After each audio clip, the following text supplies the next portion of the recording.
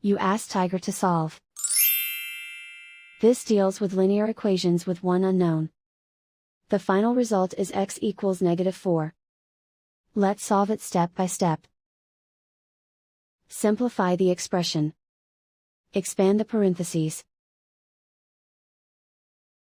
Simplify the arithmetic.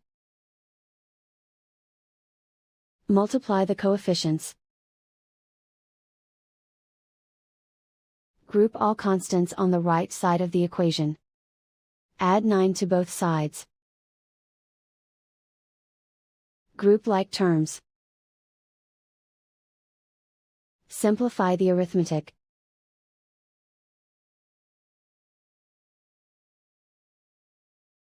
Isolate the x.